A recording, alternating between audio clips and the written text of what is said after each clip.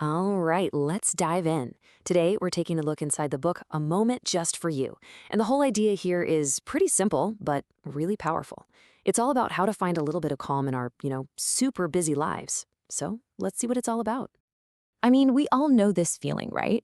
The constant pressure, the never-ending to-do list, the stress. It's just so easy to get completely swept away by it all. And before you know it, you feel kind of disconnected from yourself. And that's where the book really hits on something important. It's not about some huge, dramatic life change. Nope. It's about starting with something small, a single, quiet promise you make to yourself. It's a way to find that peace that the book says is actually already inside all of us.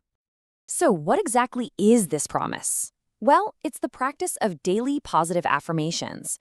And the book presents these not as just, saying nice things to yourself for the sake of it. It's actually a tool to genuinely rewire your thinking. The idea is that these affirmations can totally set the tone for your day, building up your resilience and your inner strength one thought at a time. The book describes this whole process as a tender unfolding. I love that phrase. It's not a race to the finish line, right? It's more of a gentle journey. It's a path toward really embracing who you are, finding those little pockets of peace in a crazy day, and building that inner resilience. And ultimately, the goal is to unlock your purpose and just find more joy in the simple, everyday moments. But that's the million-dollar question, isn't it? It's one thing to talk about finding peace, but how do you actually do it when life feels like it's just rushing past you? Let's take a look at the very first step the book suggests. Okay, so the whole journey starts right at the foundation, self-acceptance. And this is all about letting go of that constant inner critic, you know the one, and just embracing who you are right here, right now. I find this metaphor from the book just so powerful. Picture this magnificent, ancient tree. Its roots go deep, anchoring it so firmly. It doesn't second-guess itself, right? It doesn't judge its own knots or its twisted branches. It just is, whole and complete. And the idea here is that our own worth is exactly the same. It's not something we have to earn or prove to anyone. It's just there. And here it is. This is the core affirmation. I love and accept myself just as I am. Now that is a powerful statement of truth. Saying this isn't about pretending you don't have flaws. It's about acknowledging that every single part of you, every scar, every quirk, every triumph is what makes you, well, wonderfully and uniquely you. And to help make this real, the book offers a really simple physical practice. It suggests you place a hand over your heart, take a few slow, deep breaths, and silently offer yourself some kindness. This little gesture, it's meant to send a really powerful message of comfort and acceptance straight to your nervous system. It's amazing how something so small can make a difference. All right, so once we start building that foundation of self-acceptance, the next step is all about creating an inner space of peace. Let's call it your inner sanctuary. I love this visual. Life really can feel like a powerful, relentless river, can it? But here's the thing. Finding stillness isn't about trying to stop the river. That's impossible.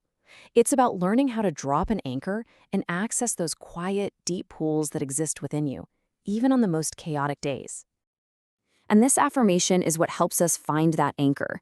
It's a powerful reminder that no matter what's swirling around you on the outside, your surface might ripple, sure, but your depth can remain completely untouched. You are the calm inside the storm. Okay, this is a really practical technique from the book, and it's a game changer. So much of our stress comes from the stories we tell ourselves, right? So the idea is to consciously reframe a thought.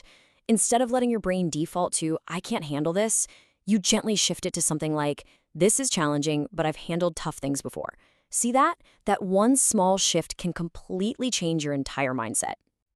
So, we've got our foundation. We've found our calm.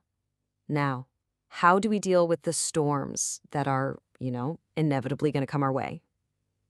This next part is all about resilience. The willow tree is just the perfect metaphor for what resilience truly is. It's not about being rigid and trying to fight the wind. That's how you snap. It's about having the flexibility to bend with setbacks, and then, when the storm passes, you return to your natural strength. This affirmation helps us build that inner willow tree. It acknowledges that every single challenge holds a seed of growth. It's an opportunity to discover capabilities you never even knew you had.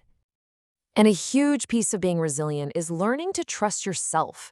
I mean, think about all the external noise and opinions we're bombarded with every day. The book points us toward a much quieter guide, your intuition. It calls it your inner compass. And this is how we strengthen that trust. It's not about being perfect or never making a mistake. Of course not. It's about cultivating a deep faith in your own judgment and in your ability to navigate the unique landscape of your own life. Finally, we get to a really crucial understanding. This whole thing, it's not a destination you arrive at. It's a continuous, gentle practice of trusting the process of life itself. Just think about it for a second. Spring doesn't rush to become summer. Autumn doesn't fight against turning into winter. Each season is essential, and it unfolds in its own perfect time. Well, life has its own seasons too. Seasons of growth, of activity, of letting go, and of rest. And trying to resist them just creates friction. And this all leads to a final, really powerful idea: surrender. Now, this doesn't mean giving up. Not at all. It means releasing that need to control every single outcome and just trusting the flow of life, knowing that even the detours and the unexpected turns are all part of the journey. So, when you boil it all down, the core message of A Moment Just for You is that this entire journey can begin with one single, quiet promise. And that's why the book leaves us with this final question to really reflect on. What one gentle promise will you make to yourself today?